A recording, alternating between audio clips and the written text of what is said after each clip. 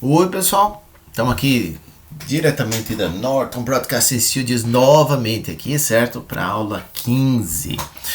Na aula passada a gente começou a ver memória, viu também como é que funciona a TLB, principalmente o gerenciamento da TLB por hardware, que é no x86. E agora a gente vai continuar com isso, vai falar mais sobre alocação e troca de páginas em memória. Nós já vimos o que é uma página, o que é uma moldura, tudo isso. E vamos começar também a tratar de alguns não é problemas, mas algumas decisões de projeto que tem que ser feitas quando você faz um SO e também alguns algoritmos para serem usados, certo? A gente vai continuar na aula que vem com algoritmos e fechar daí a aula que vem a parte de memória. Então hoje vai ser um pouco mais pesado também, mas é importante vocês verem, até para terem uma ideia de como é pesado uma troca de contexto e por que vocês têm que evitar isso ao máximo, entendeu? Por que multithread é melhor do que multiprocesso? Porque ele evita a troca de contexto, isso deixa realmente mais rápido. Então vamos lá. O que nós vimos até agora? A gente viu o gerenciamento da TLB por hardware. O que era a TLB? A TLB era um cache para a tua tabela de páginas. Lembre-se que cada processo tem uma tabela de página. Então toda vez que você acessava uma tabela de página e dava um pageful, ou seja, a página não estava na memória, não estava dentro de uma moldura na memória, o SO ia lá e buscava e trazia para moldura. E também atualizava a TLB. E aí, quando você precisava, qual que era o problema do acesso direto à memória aí, de você usar a página na memória? Ela é lenta, você tinha que toda vez, a cada endereço, porque veja, o teu endereço é virtual, então cada endereço, cada variável que você acessasse no código, você tinha que primeiro olhar na tabela de páginas, para depois olhar na página efetivamente, na RAM, para achar. Pensa assim, a variável tem um endereço. Aí você não sabe onde ela está na RAM, então você tem que consultar a tabela de página que está na RAM. Então todo acesso à memória virava 2. Aí com a ideia de rolando o pageful se traz para a TLB, o que acontece? Ela está na TLB, que é no hardwarezinho lá, já é no processador, certo? São registradores no processador. E nessa brincadeira fica muito mais tranquilo, nesse modelo de gerenciamento aí, em que você chega na TLB, é mais rápido, e daí você já sabe onde está já tem um mapeamento, ela tem a entrada de página que está usando. Aí você diz, se não tiver na TLB, você está preso ao modelo antigo, mas não é mais 2 por acesso à memória, virou 1, alguma coisa, porque no primeiro traz a página para a TLB. E se for um arranjo, você vai ficar acessando sequencialmente naquela página e ele vai estar na TLB. Então é um modelo que ele acelera as coisas, certo? Nós vimos como isso funciona no hardware, mantendo as coisas no hardware. E o gerenciamento por software, certo? No caso do gerenciamento por software, o hardware, ele obviamente tem um papel bem reduzido. Todas as entradas da TLB no hardware, elas são carregadas pelo SO. O hardware não vai te ajudar. Então, no caso de um pageful, o que a MMU faz? Ela gera um trap. Ela faz uma interrupção e chama o SO. Filho, pageful aqui. Aí o SO é que vai buscar a página na tabela de páginas, nem é uma busca, né, minha gente? Ele vai, indexação. Escolhe uma entrada na TLB para derrubar, certo? A TLB continua no hardware, porque senão qual é a vantagem, né, de uma TLB que está em RAM? Tem que estar no hardware. Insere aí a nova página, né, e reinicia a instrução interrompida. O que isso significa? Pega o endereço de memória daquela instrução e joga de novo no program counter. É isso. Qual que é a grande desvantagem desse método? Óbvio, eu estou chamando SO e estou usando a memória para fazer as coisas, né? Então ele é mais lento, tá? E mesmo as páginas que contêm a tabela de página de alguma coisa, elas podem não estar na TLB. Embora elas estejam na RAM, elas têm uma moldura, pode ter ocorrido de terem saído da TLB.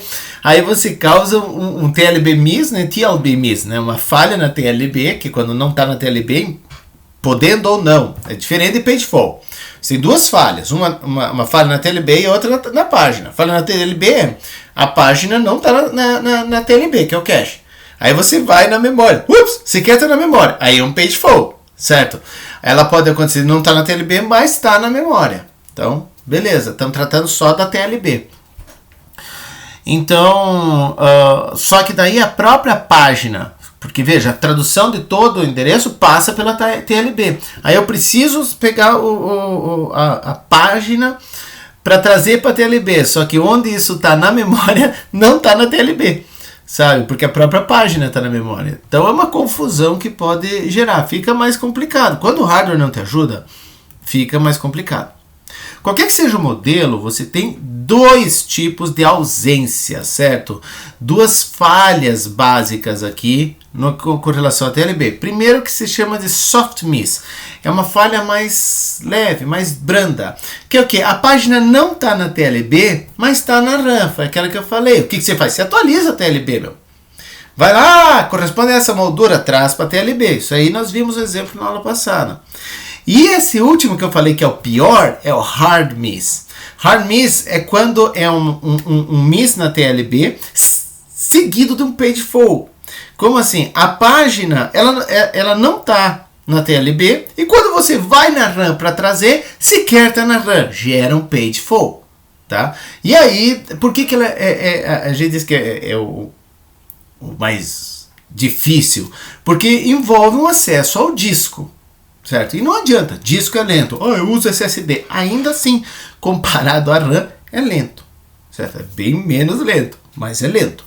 Tá? Então, hard miss são sempre muito mais lentos. E é por isso que você tem que tomar cuidado antes de tirar as coisas da TLB. Porque se você fica brincando... E é por isso também que a gente viu... Lembra que eu lá use o cache a seu favor? Aquele negócio do cache, de deixar mais lento do for... Lá no início do curso que a gente viu, invertendo linha e coluna, é para usar tudo isso. Não é só o cache a teu favor, tu está usando a página a teu favor, porque esse arranjo está numa página. Tu não fica trocando de página, você reduz a chance de page fault. Mas mesmo que as páginas estejam todas em RAM, você reduz a chance de uma falha na TLB, sabe? Deixando tudo absurdamente mais rápido. Então, é por isso que você, como programador, tem que ter, embora não tenha claramente isso na cabeça, assim, né? Assim, exatamente os detalhes, mas tem que saber que tem esse mecanismo. E você tem que saber que tem que usar. A regra de ouro é, cara, sequencial é maravilhoso. Então nunca quebra o sequencial. Porque isso, todo o hardware é feito para te ajudar. E todo SO é construído com essa suposição. Certo? A localidade. De que uma vez que você traz uma coisa, tu vai querer vizinhos. Tá? Bom, então nós vimos o seguinte... Um dos problemas de acessar a memória, e principalmente quando se usa a tabela de página, que você faz potencialmente 2 acessos, era usar um cache. E aí você acelera a tradução do endereço virtual para o endereço físico. Mas isso era apenas parte do problema, ou um dos problemas, que é como traduzir isso aí rapidamente. Temos um outro problema que eu tenho empurrado com a barriga, embora eu tenha dado uma pinceladinha, dizendo, gente, é uma tabela de página por processo. Tabela de página.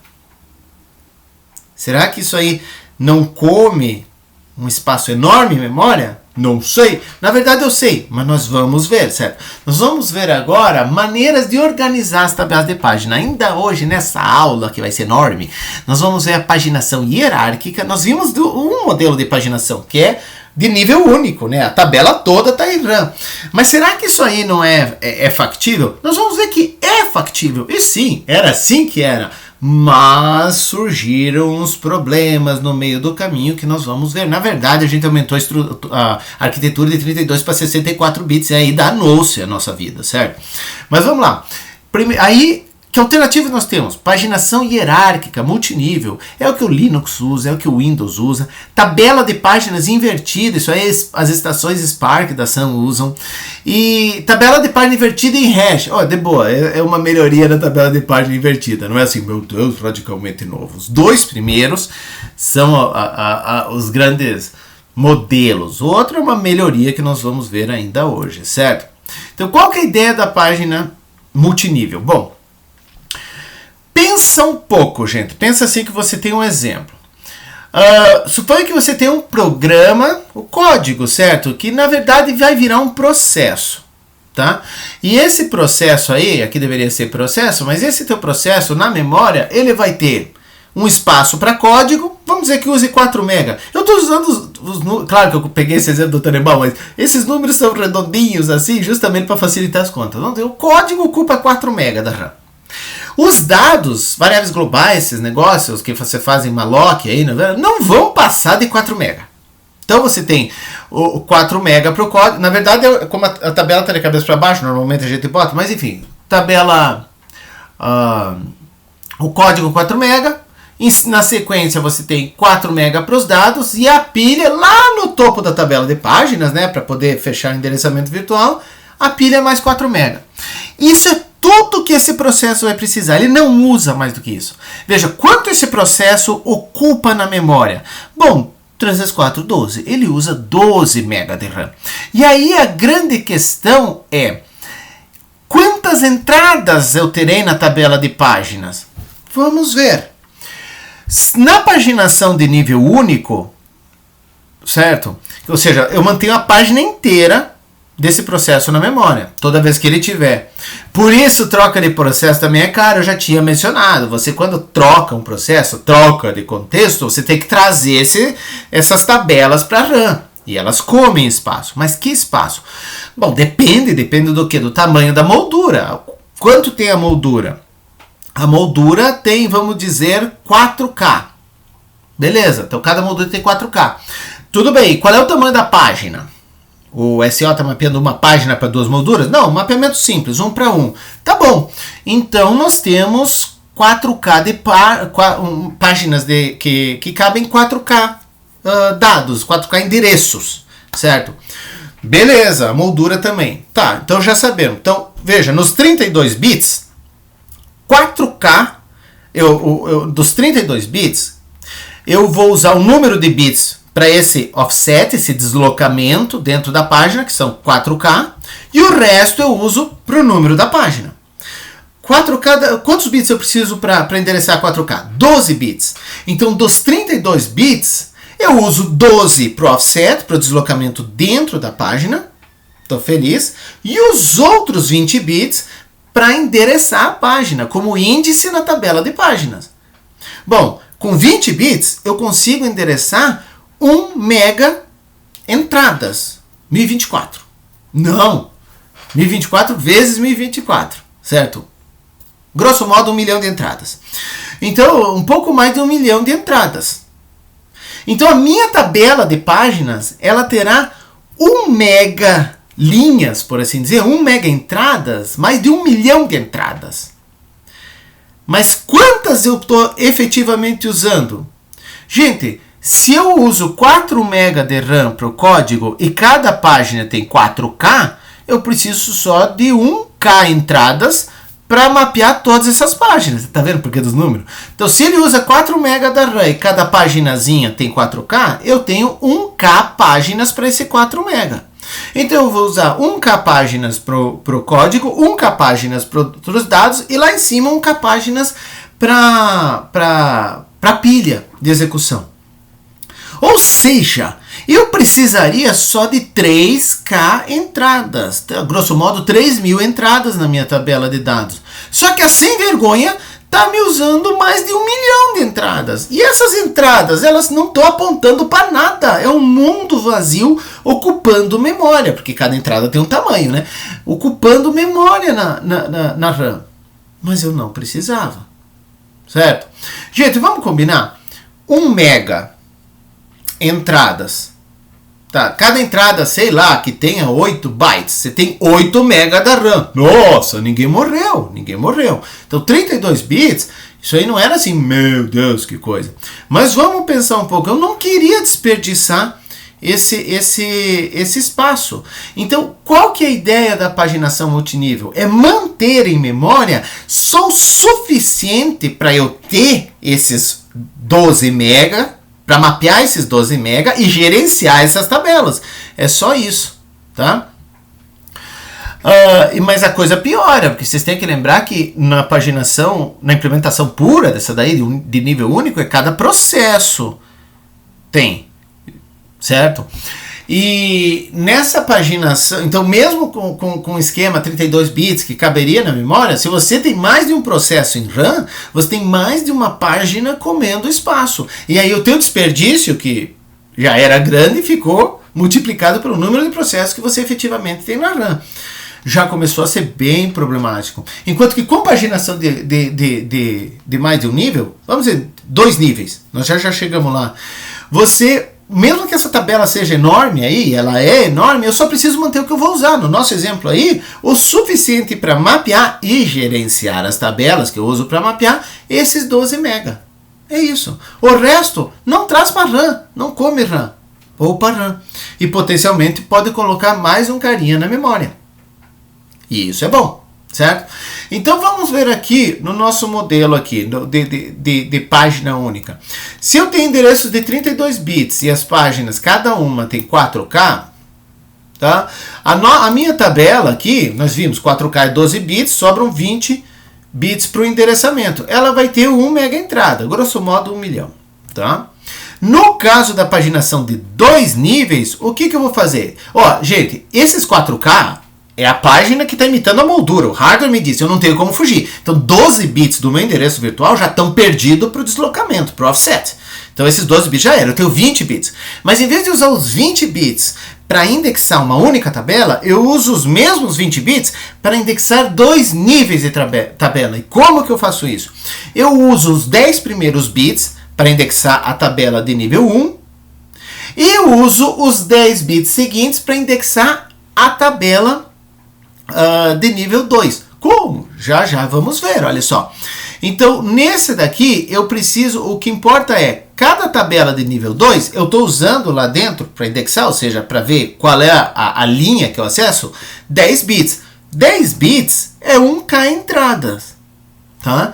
Então, cada tabela no nível 2 vai ter 1K entrada. E aqui, essas aqui vão as páginas. E cada tabela de nível 1, ela vai ter o quê? Também 10 bits, 1K entradas. Lembra, ó, essa daqui é aquela lá do topo, lá que tinha a pilha. Então, cada uma dessa aqui tinha mapeamento para um bloco de 4K. Então, aqui está os 4 MB, onde estava a pilha de execução, lá no topo. Aqui os 4 MB do código e os 4 MB das variáveis.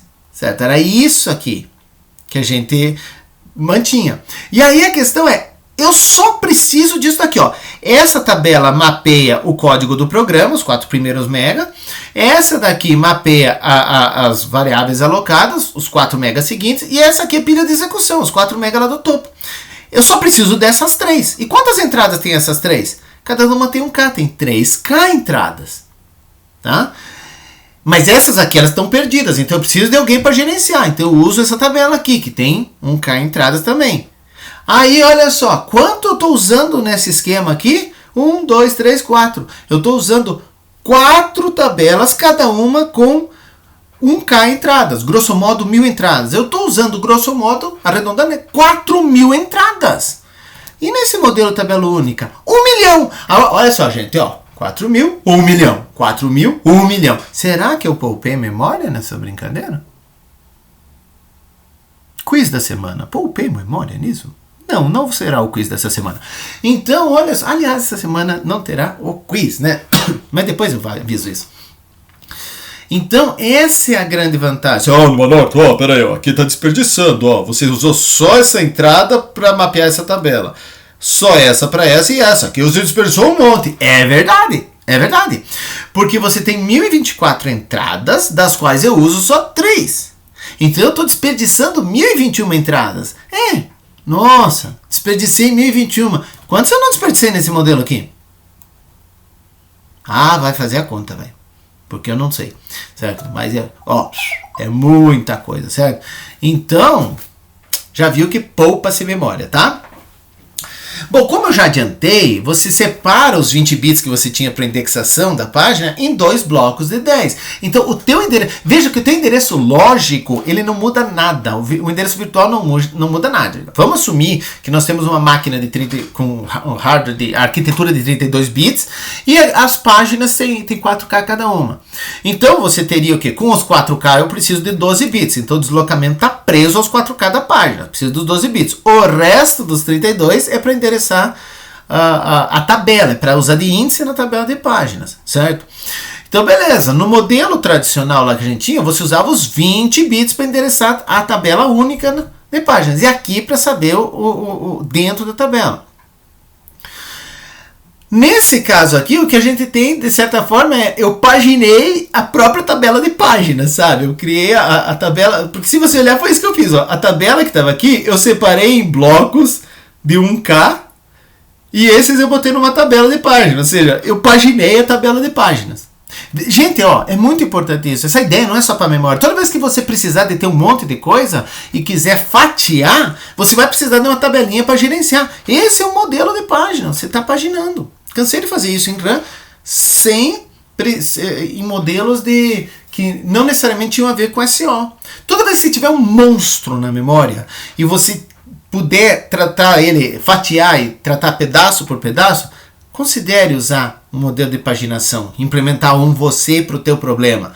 Porque veja, uma coisa é você trazer um monstro na RAM, mas se você vai rodando e esquecer os de trás, cara, não precisa trazer isso. Você pode fatiar em pedaços e ir trazendo no esquema de paginação. É nisso que o curso de SEO serve para vocês como programadores. Da ideia de como deixar o teu código mais leve, mais rápido. Sabe? Por quê? Porque o pessoal precisou fazer isso no SEO. Então são boas as ideias. Bom, então nesse modelo aqui, nesse exemplo que a gente está usando, arquitetura 32 bits, página de 4K e página de 2 níveis, uma possibilidade, não é a única, mas uma delas é dividir o endereço aqui, lógico, o endereço lógico não, o endereço lógico está aqui, os 12 bits já são do deslocamento, certo? Então você tem 20 para a tabela de páginas, divide esse em 2 de 10. Então você tem esse primeiro bloco de 10 aqui que serve de índice na tabela de páginas mais externa, de nível 1, e esse daqui, os 10 bits seguintes, como eu tinha dito, serve de índice na tabela secundária, né, de nível 2. E como... isso aqui eu já tinha falado, né? Eu já tinha adiantado. E aí, e como assim você tem 1024 entradas na tabela nível 1 e 1024 entradas na tabela nível 2, é sempre bom reforçar aqui, ó. Essa daqui tem o endereço em RAM, ou seja, o número da moldura de onde estão a página de 4K, certo? Então eu tenho, cada entradinha dessas representa 4K na RAM. Como eu tenho 1K, então cada página dessa daqui representa 4 MB da RAM, certo? E cada entrada aqui, ela representa uma tabela que endereça 4 MB de RAM. Então, na tabela de nível 2, cada tabelinha de nível 2, ela engloba 4 MB de RAM, enquanto que cada entrada na tabela de nível 1 engloba esses mesmos 4 MB de RAM, porque ele engloba uma tabela.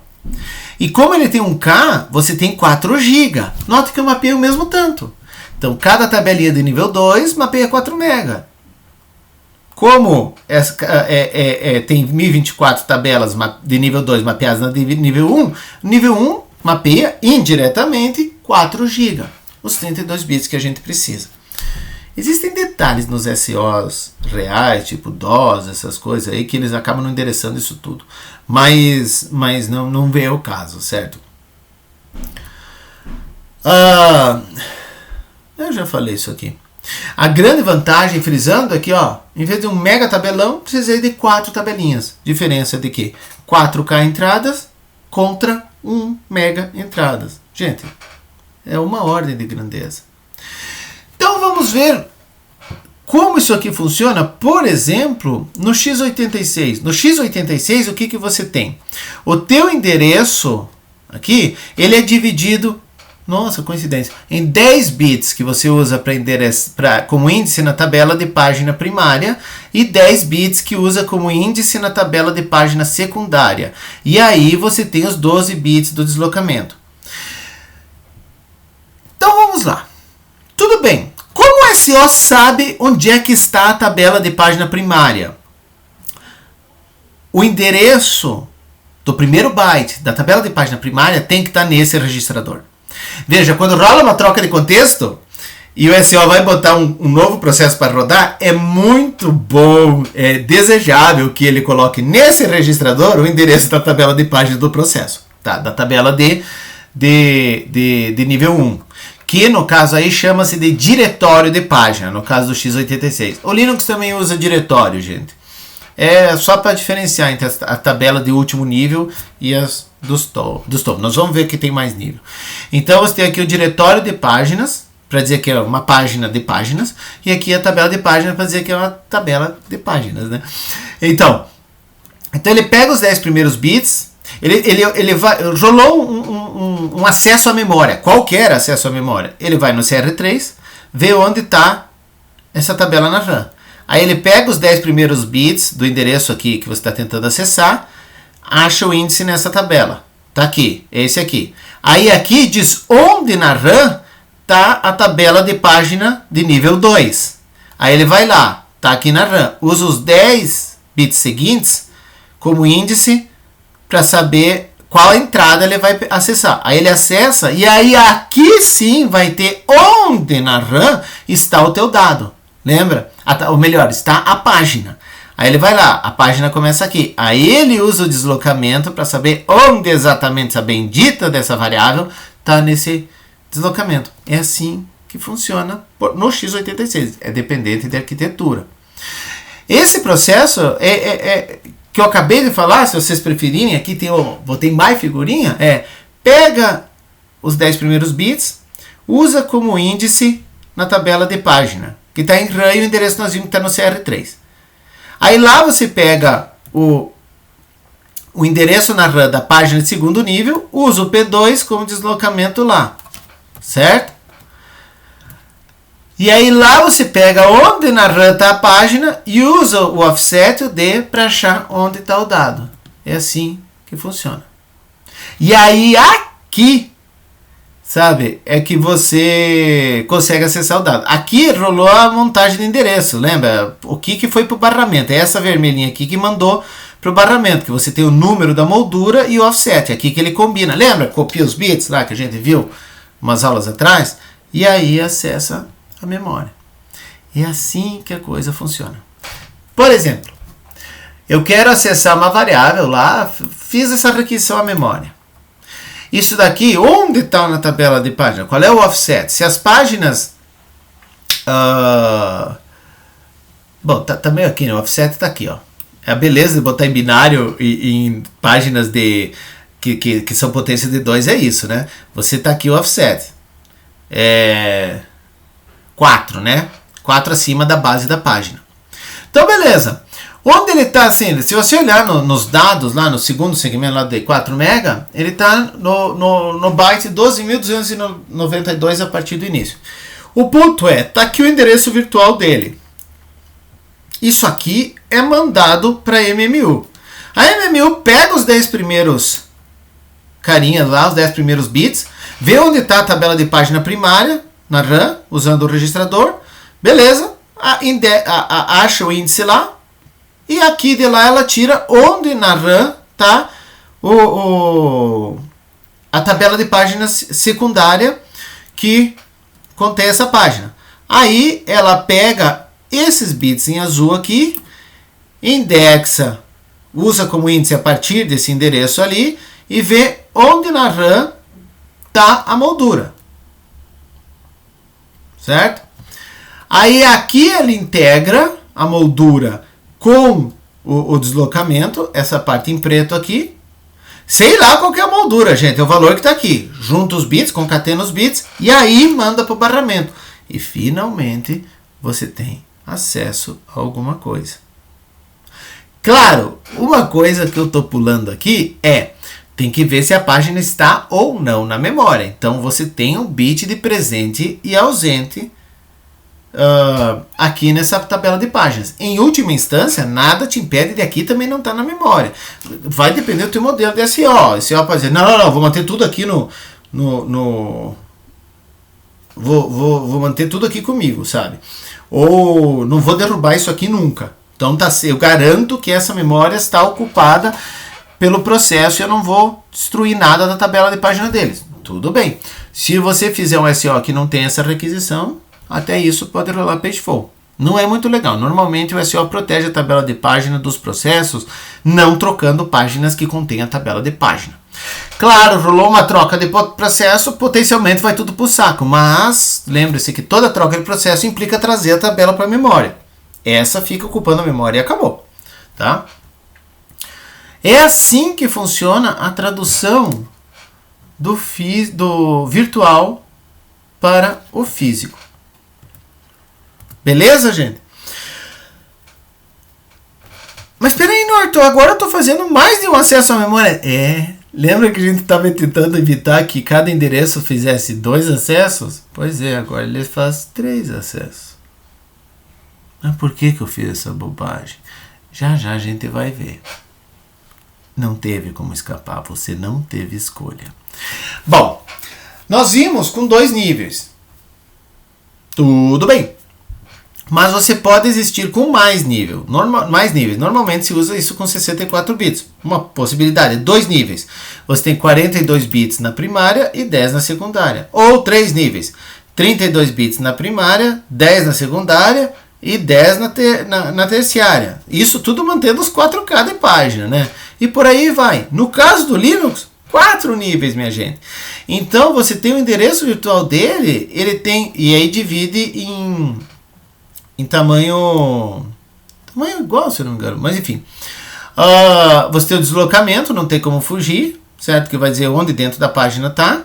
E aí, o que você tem, um conjunto inicial de bits lá é para tabela de nível 1, que chama de diretório global. Um conjunto seguinte é para a tabela de nível 2, que ele chama de diretório superior. Conjunto seguinte para a tabela de nível 3, que ele chama de diretório intermediário. E finalmente o conjunto seguinte para a tabela de nível 4, que ele chama de tabela de páginas. É só mudar o nome, certo? Tá, eu tenho falando, mas agora piorou mesmo, porque, puxa vida, se antes era 2 acessos a cada acesso à memória, aqui eu estou fazendo 5, por Deus, por que eu vou querer multiplicar? Como eu disse, você não tem escolha. Com 32 bits, tudo bem, até 3 níveis, você faz mais acesso à memória, mas poupa a RAM. A questão é com 64, acabou a tua escolha, cara. Vamos dizer assim, se cada página tiver 4K, são 12 bits. Vamos ver no modelo tabela única. Quantas entradas vai ter? Cara, são 64 bits menos 12. São 52 bits para endereçar. São 2 elevado a 52 entradas na tabela de página. Se cada entrada tiver 8 bytes, isso aí ocupa 32 petabytes. Olha, são 32 milhões de gigabytes na RAM. Só para a tabela. Nem o Windows consegue essa façanha. Só para a tabela. Então, esquece. Páginas de 4K. Eu vou aumentar o tamanho da página. Muito bom, Flipper. O problema de aumentar o tamanho da página é que você vai acabar com umas páginas de 3 GB. Então, cada página tua é a tua RAM. Olha só que legal. Voltamos lá na década de 70, onde você permitia um único programa na RAM. Não é o que você quer. Então, páginas têm que ser pequenas. Danou-se. Tá bom, me convenceu. Tabela de nível único não dá. Vamos para a tabela de 2 níveis. Meus problemas acabam. Mais devagar. Mais devagar. Vamos usar aquele esquema que eu mostrei aqui, de 42 bits para primária e 10 para secundária. Tá?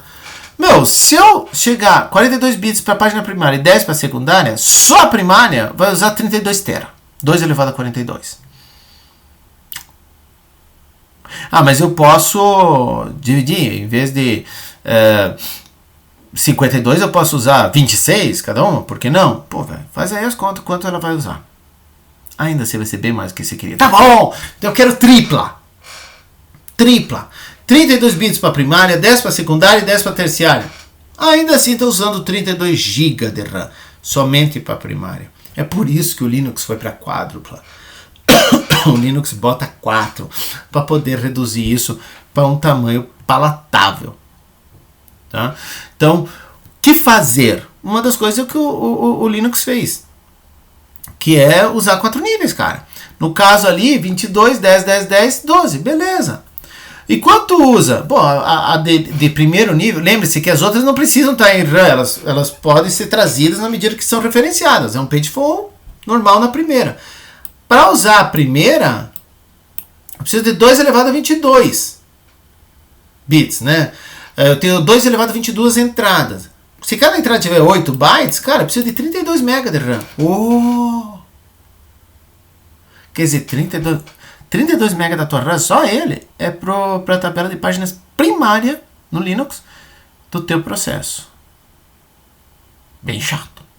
Mas muito melhor do que a gente estava lidando. Lembrem-se, gente, isso que eu estou martelando a aula inteira. Troca de contexto é pesado. Não é só por troca de registrador. Que aliás, dica de passagem, eu vou combinar, é baba. Mas mapeamento. Lembra que lá. Que eu falei só essa frase: mudança no mapa de memória. É isso. E é do mal. Bom, isso aí é uma possibilidade. Tudo bem. Outra possibilidade é fazer o que o pessoal fez no caso o IA64 também. Só que não usa mais, né? E o da SAM, que é usar uma página invertida. Como assim? De cabeça para baixo, minha gente. Não tem nada a ver. O que você faz? Como funciona a página? A tabela de páginas. A tabela de página mapeia do endereço.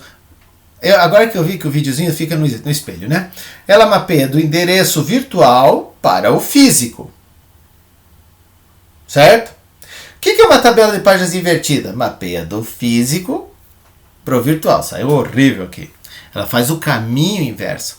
Então, em vez de ter uma tabela em RAM indexada pelo endereço virtual, de fato, por parte do endereço virtual, eu tenho, ou seja, parte do endereço virtual eu uso com índice na tabela. A tabela invertida ela é indexada pela moldura. E o que isso muda? Muda que uma tem que ter uma entrada, a tabela normal tem que ter uma entrada para cada endereço lógico, para cada endereço virtual. Enquanto que a tabela real, a tabela invertida, melhor dizendo, ela tem que ter uma entrada para cada endereço, uma entrada para cada página real, para cada moldura.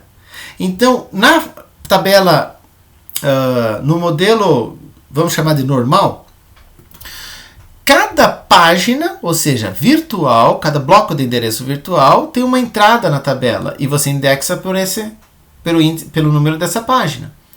No caso da tabela invertida, cada moldura tem uma entrada. E o que Maria leva com isso? Cara, você tem 4 GB de RAM. Você precisa mapear só os 4 GB. Se a tua arquitetura é 64 bits, olha quantas páginas você tem que matar. É os petabytes lá. Você tem que mapear aquilo. Enquanto que na tabela invertida, só os 4 GB. Eu tenho 8. Então 8. É isso. Você mapeia a tua memória física. Tá, mas se a moldura é o índice, porque lembre, antes eu usava a página como índice e o que estava naquela posição era o endereço, era o número da moldura, e eu usava para compor o endereço.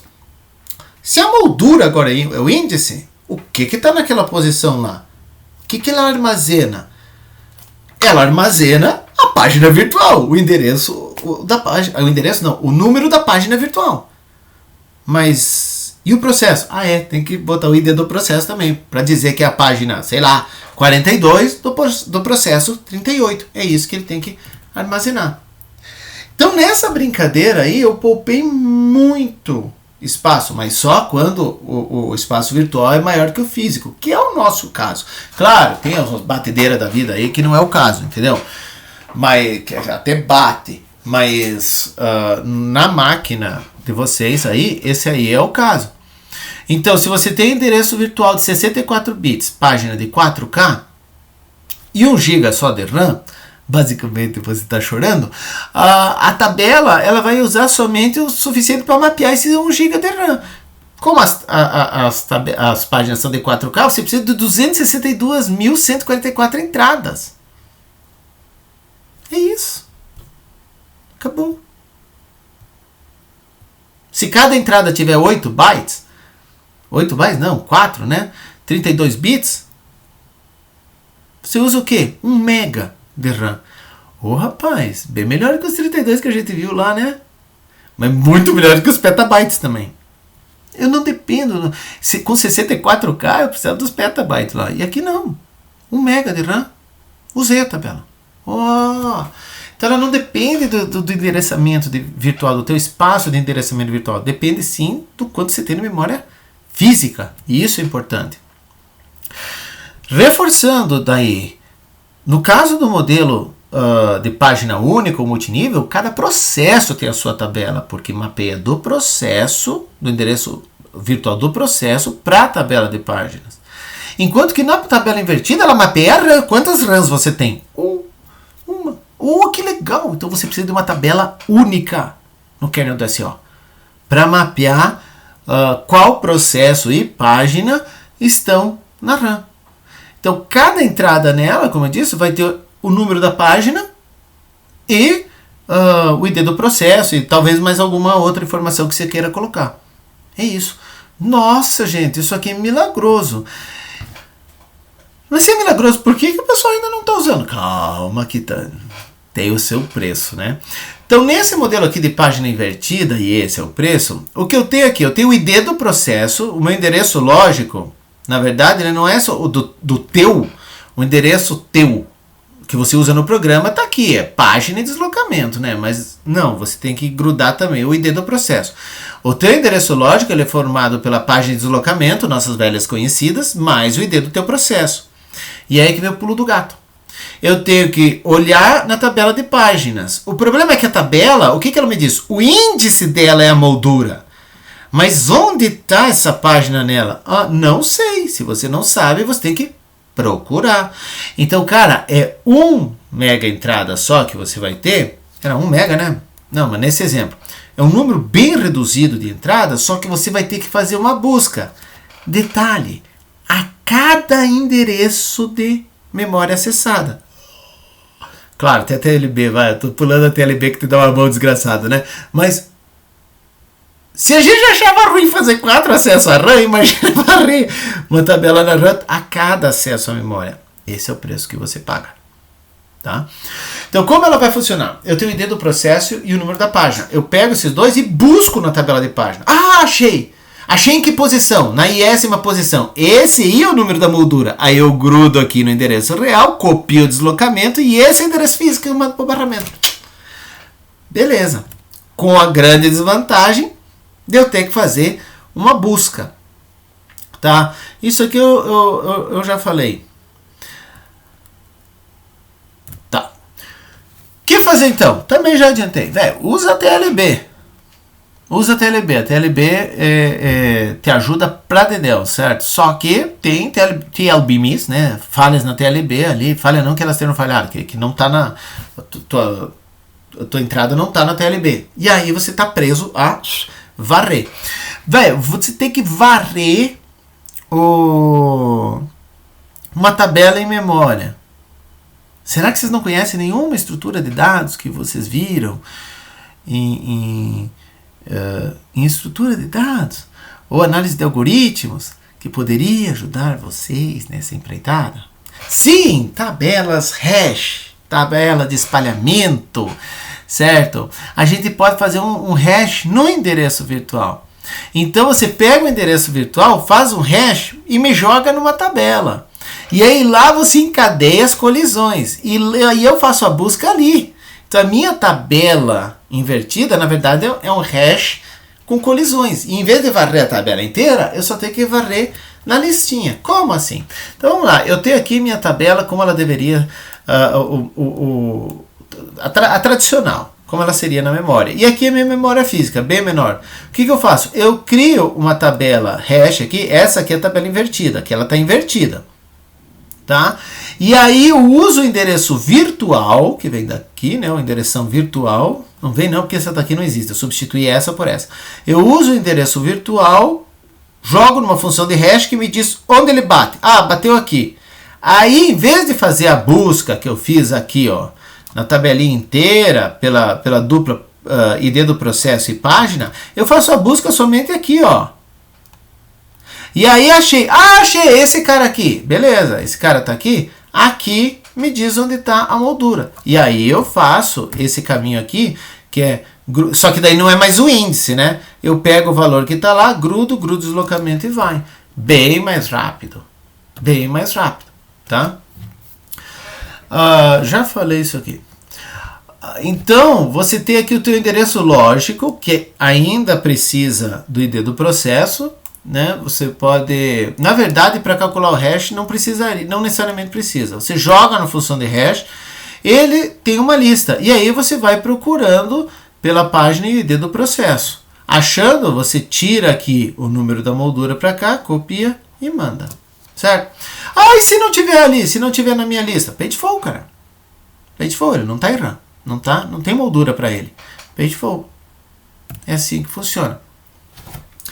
Tudo bem, mas e qual o tamanho dessa lista? Bom, depende de quão boa é a tua função de hash. Mas se vocês lembram lá de estrutura de dados, vocês veem que se a função de hash tiver o mesmo número de entradas do número de molduras, você em média vai ter um por linha. Depende da tua função de hash, certo? Mas se ela fizer certinho, vai ter um por linha. Pô, cara, acabei de ter um negócio via função de hash que mapeia para um só. Ficou lindo. Mais ou menos, porque você tem o overhead aí do cálculo da função de hash.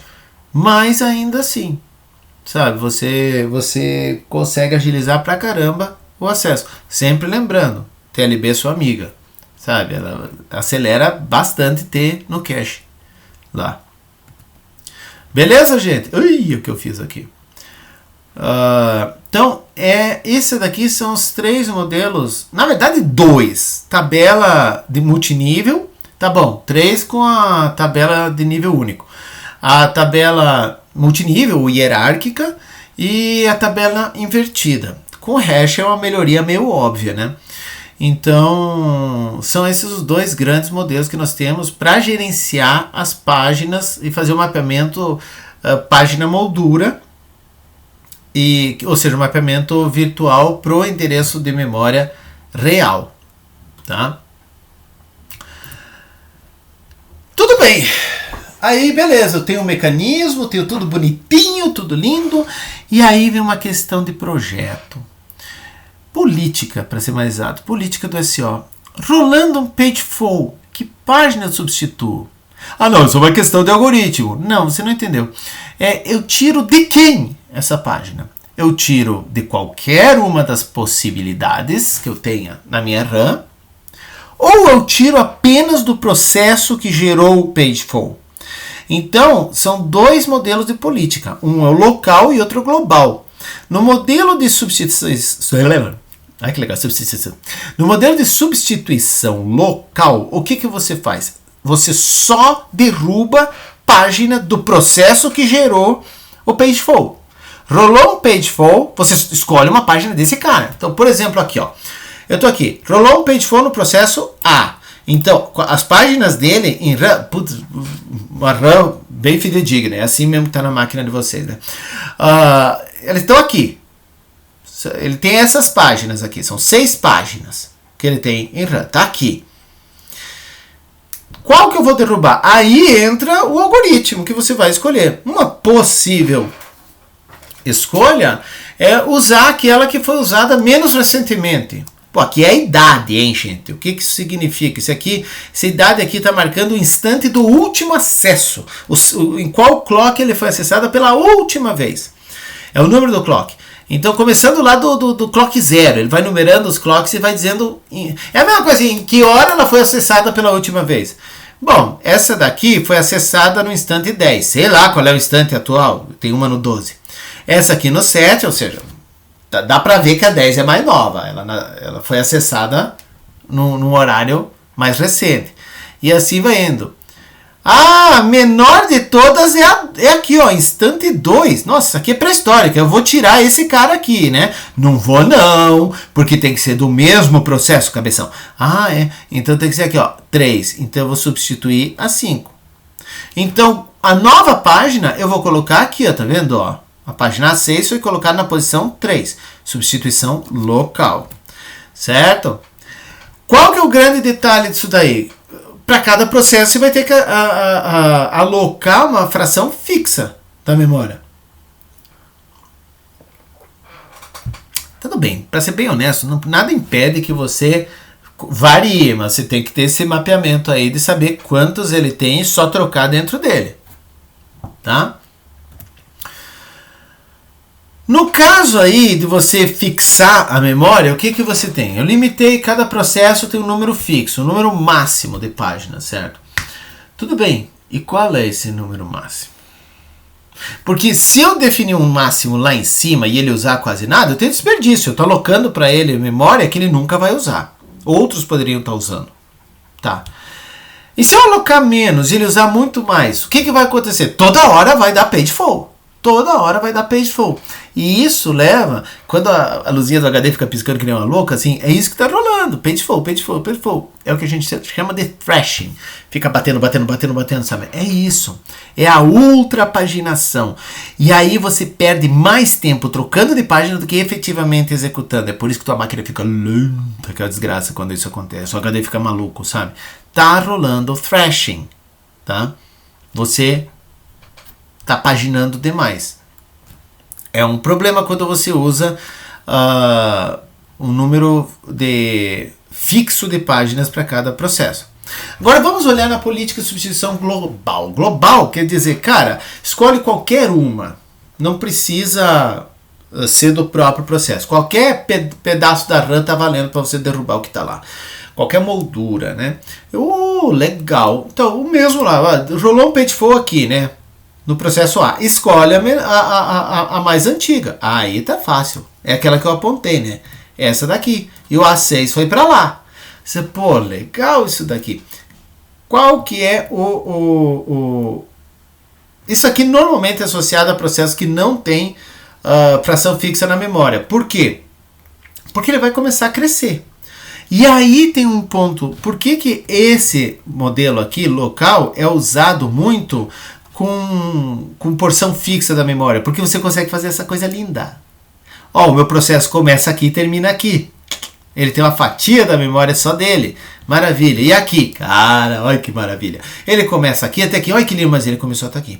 Faz isso várias vezes, você vai ver que vai começar a pipocar. E aí você já precisa ter um jeito de saber onde esse desgraçado está na memória.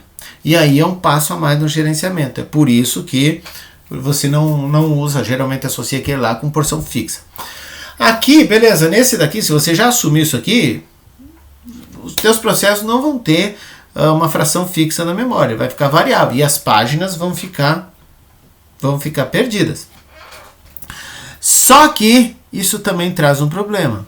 Veja bem, se você tem um processo de menor prioridade, olha que doideira como as coisas se juntam. O que vai acontecer? O escalonador de processos vai botar ele para rodar menos frequentemente. Se ele é posto menos frequentemente, ele vai usar menos frequentemente a memória. Se ele vai usar menos frequentemente a memória, o que acontece? Elas vão envelhecendo por esse algoritmo, né? E adivinha de quem vai ser tirada a memória? Desse cara. Então ele vai encurtar. Quando você vê, o coitado é capaz de não ter nenhuma página mais na memória. Então qualquer coisa, quando ele for posto para rodar, vai gerar page fall. Aí ele cobra uma página, page fall um atrás do outro. Pode rolar thrashing naquele carinha. Mas a coisa pode ficar bem pior, porque já que ele é de pouca prioridade, page fall nele, ele vai ser bloqueado até trazer a página. Bota outra para rodar no lugar. Olha que coisa linda, cara. Porque a página vem do disco. Quando ele vai rodar de novo? A prioridade dele é baixa. Ele entra lá no finzinho da fila quando a página chega em memória. A página dele está na RAM. Que legal. Ele vai para o fim da fila. Ufa! Só que até chegar a vez dele rodar, a página dele saiu da RAM. Porque ela envelheceu. Simples assim. Aí adivinha? Quando ele vai rodar? Page fall. Aí ele é bloqueado. Até vir do disco. Outros são escalonados. Quando ele vem para o fim da fila. E assim vai a saga do coitado. O que podemos ter aí? Podemos ter um starvation, gente. Então esse é um modelo que tem que tomar muito cuidado com isso daí. Não dá para fazer um negócio assim, de um jeito pensando. Por isso que você, mesmo tendo um algoritmo assim de prioridade, de vez em quando você tem que dar uma afrouxada aí para permitir que esse tipo de coisa aconteça. Ou definir os bloqueados em page fall. Que daí esses aí, bloqueou em page fall, ele estava dentro da vez dele de rodar. Aí você não bota ele no fim da fila, você traz para o início da fila, para ele ser rodado em seguida, sabe? Você tem que tomar cuidado, porque senão cai nessa bobagem.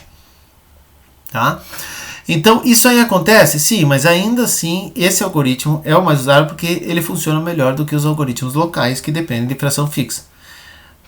Não dá para crescer. Né? Ah, não, mas se eu fizer um local que vai... Cara, daí você acabou de implementar um global, com todos os problemas que o global tem, mas com uma política fixa. Algo te impede? Não, mas não tem porquê, né? Bom, e aí vem uma questão. Você diz, tudo bem, fixa ou estática é a mesma coisa.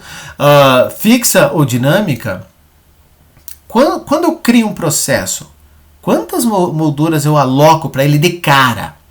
Bom, aí depende da tua política. Se você tem alocação fixa, você tem um número máximo. Então, e toda vez que rolar um page forward, considera só molduras do próprio processo. Então, o que você vai fazer?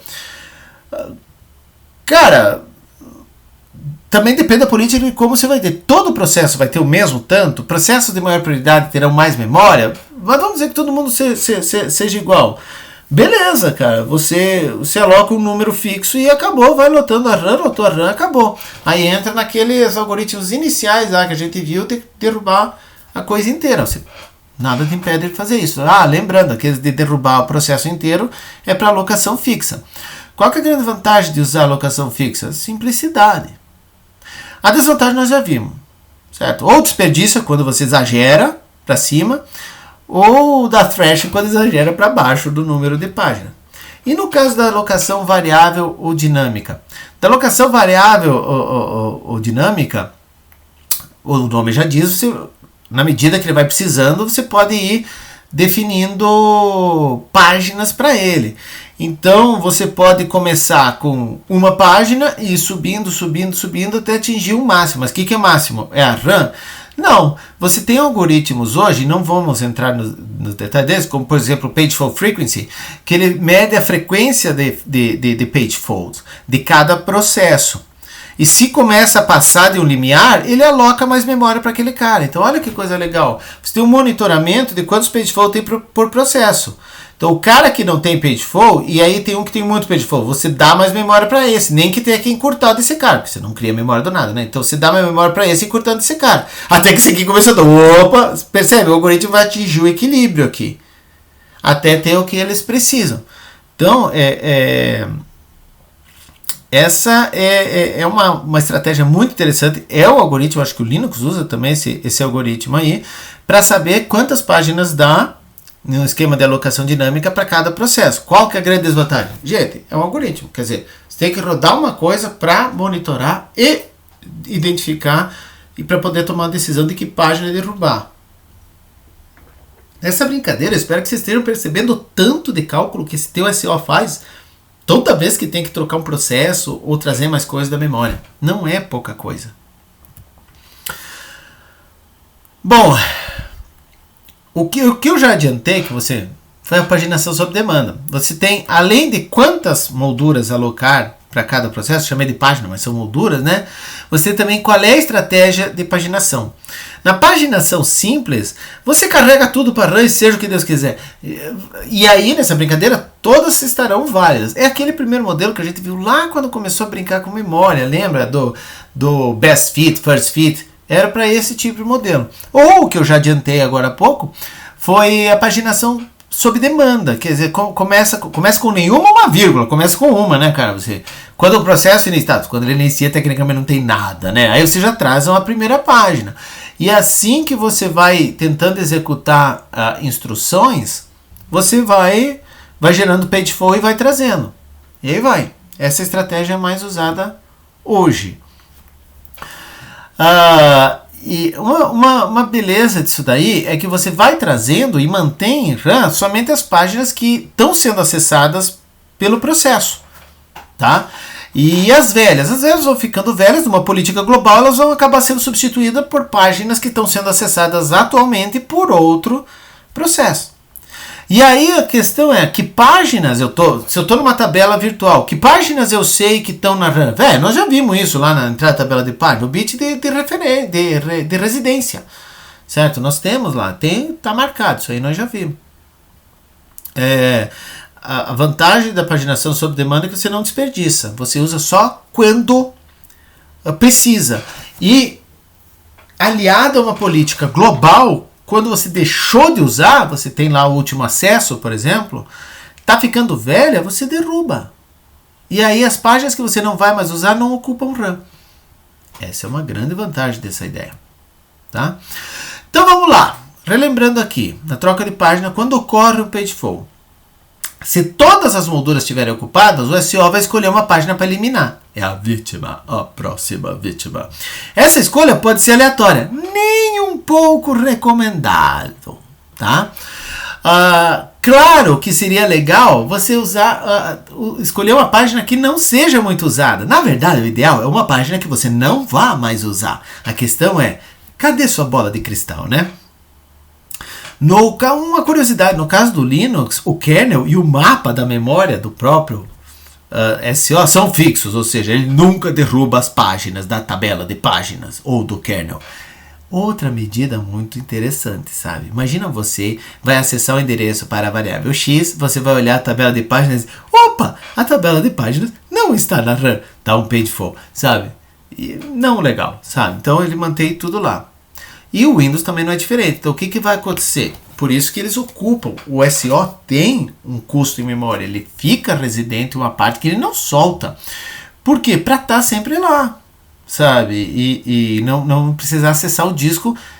Principalmente para fazer esse gerenciamento maldito que tem que fazer toda vez que rola uma troca de processo. Imagina, rola uma troca de processo e tem que acessar o disco para trazer as tabelas de página para saber o que fazer nessa troca de processo. Nada legal. Então é exatamente por isso que mantém na RAM, tá? Um ponto é, tudo bem, ocorreu um pagefall. Eu escolho uma página para derrubar para o disco. Beleza. Aí vem a questão, eu preciso derrubar mesmo? Eu escolho uma página, eu falo derrubar para o disco, eu escolho uma página para substituir. É a minha vítima, ela vai morrer, vai sair da memória. Certo, acabou. Mas daí eu preciso mesmo derrubar para o disco? Depende. Eu modifiquei? Se eu modifiquei, sim, meu amigo, porque senão já era. Você perde o que modificou. Mas eu não modifiquei. Para que eu vou derrubar? Se a cópia que está no disco já é o que eu tenho em RAM, para que derrubar? É só substituir. Poupei um acesso a disco para derrubar. A gente, cara, SEO, ele tenta tirar tudo que dá. Cada escovadinha de bit vale, porque é muita repetição. Imagine uma interrupção toda hora, cara. Sabe, do clock lá. É muita repetição de cada coisa. Então, quase nada que você ganhe, quando você soma, você ganhou muito no final do dia, certo? Então, essa é como você faz a troca de página. Então, não necessariamente eu preciso derrubar se precisar paciência. Mas esse é um fator crucial. Eu preciso ou não derrubar a página. Vai ser um fator que vai me ajudar na escolha. E aí eu digo aí, escolhe uma página para eliminar. Como eu disse, aleatório não é legal. Precisamos usar um algoritmo. E que algoritmos temos? Temos uma pancada, minha gente, muito mais do que isso. Mas o que nós vamos ver aqui é o ótimo, que é perfeito. Não tem melhor. Meio óbvio, a definição de ótimo é essa. E é tão perfeito que não serve para nada porque não tem como implementar. Mas serve para comparação. Acho massa você se comparar com o ótimo, né? Quer dizer, é uma porrada no seu ego. Mas fora esse fato aí, você pode dizer, fiquei mais perto do ótimo que você. Basicamente a felicidade do segundo lugar, certo? Aí você tem o NRU, Not Recently Used, que a gente vai ver hoje. Aí o FIFO, nosso velho, cara, filha é uma maravilha, first in, first out. Põe numa filha, não me enche o saco. A questão é ordenada pelo quê, né? Aí segunda chance, porque todo mundo merece uma segunda chance. Do relógio para quem não vê a hora desse curso terminar. E o LRU, Least Recently Used. Esse daí não tem acrônimo para essa coisa aí, depois a gente vê. Working Set é massa. E o WS Clock, vamos combinar? É Working Set organizado de outra maneira, certo? Então na prática não são 8, são 7. E uma modificação. E esse também não deixa de ser muito diferente desse daqui, mas de uma maneira, uma outra maneira de ver. Mas na prática ele é diferente, sim, pra caramba, mas a parte do mesmo princípio. Então vamos o ótimo, maravilhoso, incomparável algoritmo que vocês não poderão implementar. Olha só, imagina num mundo maravilhoso, assim, num universo paralelo, em que você consegue marcar cada página com o número de instruções que vão ser executadas antes dela ser referenciada. Olha que doido, cara. Você olha a página 3. Não, para essa página ser referenciada está faltando 15 mil instruções. E a página 4? Isso aqui 12.500. Olha que legal, cara. E aí o algoritmo fica óbvio. Você empurra com a pança a troca de página o mais que der. Se eu precisar escolher uma página para substituir, qual? Eu pego aquela que eu vou demorar mais para referenciar. Eu vou referenciar as outras. Dá para ordenar por quando elas serão referenciadas. Olha que coisa linda, cara. Meu, isso aí é perfeito. É perfeito porque eu adio toda e qualquer troca de páginas ao máximo. E é tão perfeito que não tem como você implementar. Simplesmente não tem. Por quê? Porque você não sabe quantas instruções serão executadas até rolar um pageful lá. Você não sabe. Até porque numa política global essa bagaça depende dos outros processos. E aí? Ou seja, não dá. Não dá para você implementar esse negócio. No entanto, se você faz uma simulação controlada, aí você já consegue. Aí você usa como benchmark. Você roda um determinado benchmark de programas, né, ou um programa só, guarda quantas instruções foram executadas antes de cada pageful, você tem esses dados. Aí roda com o outro algoritmo teu. Mas tem que ser mega controlado. Não dá para você fazer isso em casa aí, na tua máquina, que o escalonador vai escalonar uns caras nada a ver aí, ou sei lá, de rede, e sabe? Não, você tem que ser mega controlado. Mas dá para controlar, dá para reduzir efeitos estatisticamente, tem que fazer 1 bilhão de repetições, tem como fazer. Mas normalmente você vê, o ótimo é tanto, o meu é tanto. E é óbvio que é menor que o ótimo. Desconfie muito se alguém chegar com igual ao ótimo ou maior que o ótimo, certo? Então, o ótimo nós vimos. Só que não vamos implementar, porque é impossível. Mas é bom saber que existe e como você faz para benchmark, né? Aí, o único que nós vamos ver hoje, depois a gente na próxima aula vai ver mais, é o Not Recently Used. Qual que é a ideia do Not Recently Used? Basicamente, ele vai classificar cada página que está na RAM, ou seja, cada página residindo em uma moldura, usando 2 bits. O primeiro deles é o bit de referenciada e o segundo de modificada. Lembra modificada? O que acontece? Toda vez que rola um acesso à memória, o SO tem que fazer essas coisas, né? Toda vez que você lê ou escreve na memória, o bit de referenciada é feito 1. Tá? Toda vez que você escreve na memória, o bit de modificado é feito 1. Então, no caso de leitura, só o referenciado é mudado. No caso de escrita, tanto o referenciado quanto o modificado. E isso é feito a cada ciclo. Tá, tudo bem, modificado a cada modificação. Leitura também. Só que a cada ciclo de clock, o referenciada é limpo. Certo? O modificado, obviamente, não, né, cara? Você acabou de modificar na memória. Se você disser que não modificou, você vai perder aquele dado se eu jogar fora. Por quê? Por quê, Norton? Lembra que eu tinha dito lá? Quais as que eu preciso derrubar? Eu escolhi essa para substituir. Eu preciso mesmo derrubar para o disco? Somente se foi modificada. Esse bendito desse bit diz que foi. Não limpe. Simples assim. Porque ele está dizendo, me joga pro disco. Se você não fizer isso, perdeu o Playboy. Basicamente é isso, certo? Então, quando eu tenho assim, e eu marco a página, né? Veja, eu referenciei, mas eu modifiquei apenas uma variável dentro da página. Que se dane, modificou a página, cara. A página não tá igual como estava. É quase nada, mas não tá igual, tá? Então vamos lá. Nessa brincadeira, eu acabo tendo uma lista com, eu vou marcando isso cada página, uma lista de classes de página. A primeira classe 0 é a 00, é a tua perfeição. Não só ela não foi referenciada, como não foi modificada. Como assim, Norton? Lembre-se que a cada tic do clock, a cada interrupção do clock, é zerado o bit R, nunca o M. O R é zerado. O que 00 me diz? Me diz que no último ciclo, que nesse ciclo de clock, ou melhor, no ciclo atual, ela não foi referenciada. E nem foi modificada.